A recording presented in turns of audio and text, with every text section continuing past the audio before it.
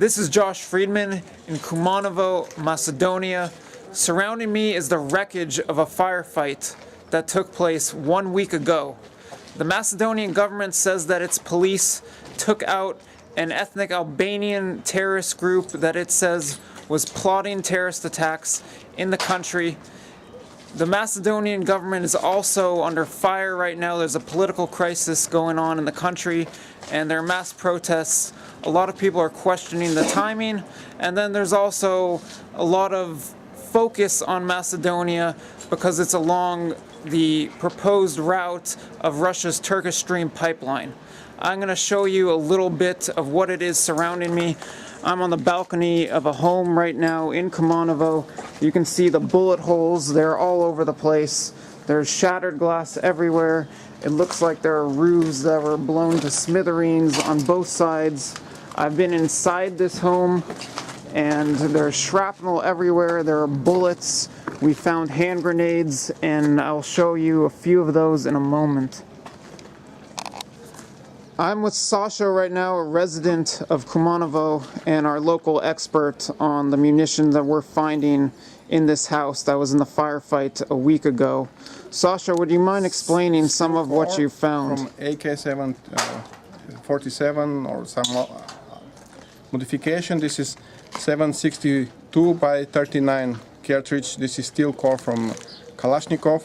And this from is an AK-47? 47, and this is from 50 cal from a Browning machine gun from Hermelin. Hermelin is a type of armored person carrier. And this is after impacting some metallic object. Those are parts from frag grenade. We don't know what type of frag grenade, probably offensive one.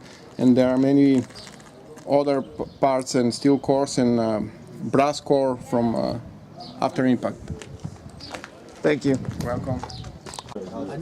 Josh Friedman in Kumanovo, Macedonia, with another view of the wreckage from last week's firefight between what the government says was an ethnic Albanian terrorist organization, I believe with Kosovar leaders, is what the government says. Some of the locals are questioning the story. Some of the residents here say they did not see any terrorists in the area, just police coming into their homes and firing from their homes, and appeared in some of the homes as if it was a one-way firefight. But here you can see around, it was clearly fire from both directions. There's wreckage everywhere. Little remains of some of the houses. Bullet holes in pretty much every direction. One of the residents of the place where I'm standing right now says it looks like Gaza, and I can understand the comparison.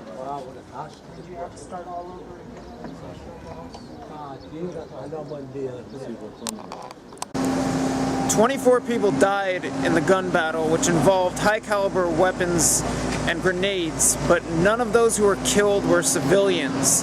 And I've spoken with a lot of the residents, particularly those in the areas where the core of the fighting was going on, and it's interesting to note that many of the residents were not home at the time.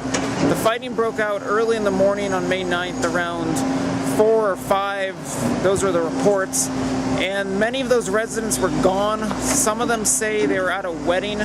This is an ethnically Albanian neighborhood of Kumanovo, and it seemed as though that there's some wedding where a lot of the residents were. There's also speculation that ahead of time it was known or it was announced by some people that fighting would break out here on May 9th. The situation is very peculiar. There also has not been any announced motive or demand from the terror group, at least what's described by the Macedonian government as a terror group. A lot of the residents are questioning what went on. Almost everyone I talked to said they did not see terrorists. Not one resident has told me that they've seen terrorists. It's quite bizarre, but no one in the international media seems to have gotten to the bottom of it. And for now, I'm going to be taking off from Kumanovo. There's a big protest scheduled today in Skopje. It's supposed to start in about an hour, and it's supposed to be the biggest yet of the protests against the Gruevski government, and I will be reporting live from there. That's it from Kumanovo, and I will see you in Skopje.